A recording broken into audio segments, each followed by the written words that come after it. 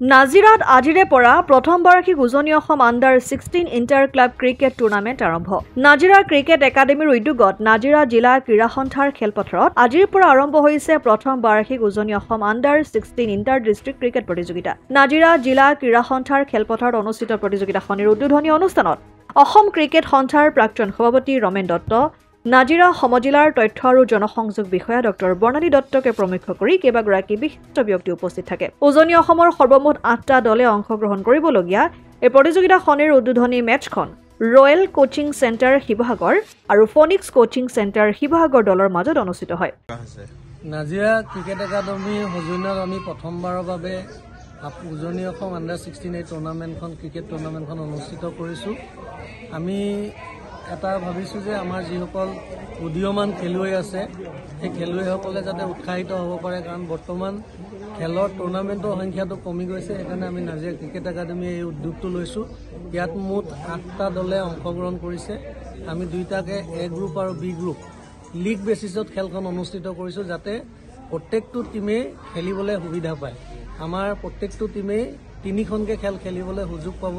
সৰ্বমুঠ আমাৰ 13খন খেল অনুষ্ঠিত হ'ব। ফাৰ্ষ্ট ৰাউণ্ডত আমাৰ 3খনকৈ 12খন খেল অনুষ্ঠিত হ'ব। তাৰ পৰৱৰ্তী ৰাউণ্ডত আমাৰ ফাইনেল খেলখন অনুষ্ঠিত হ'ব। ইয়াত অংশগ্ৰহণ কৰিছে Jorhat cricket coaching centre, Sivasagar 2টা কোচিং চেণ্টাৰে অংশগ্ৰহণ কৰিছে। তাৰোপৰি তিনিচুকীয়া 2টা দলে অংশগ্ৰহণ কৰিছে। সৰ্বমুঠ 8টা দল। আজি যিখন খেল অনুষ্ঠিত হৈছে সেই খেলখন হৈছে ফিনিক্স ক্ৰিকেট ক্লাব বনাম ৰয়েলছ ক্ৰিকেট কোচিং চেণ্টাৰ।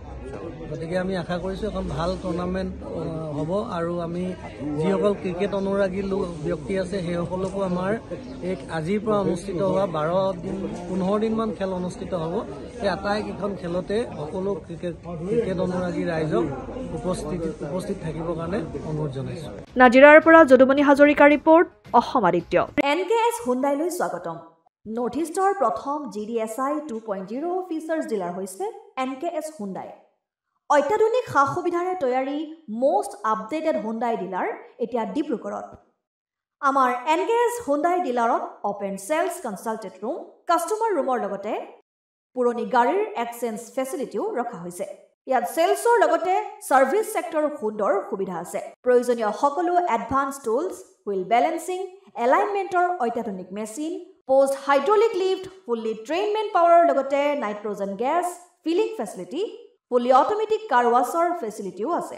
লগতে NKS হুণ্ডাই ডিলাৰে কাষ্টমাৰসকলৰ সুবিধাৰ্থে মোবাইল ছাৰ্ভিচ ভেনৰো ব্যৱস্থা ৰাখিছে, য'ত হাইড্ৰলিক লিফ্ট, ৱাছিং facility, wheel balancing, tyre pressure check কৰাৰ লগতে বহুখিনি সুবিধাই উপলব্ধ আছে। NKS হুণ্ডাইলৈ আহক আৰু সুবিধাসমূহ গ্ৰহণ কৰক।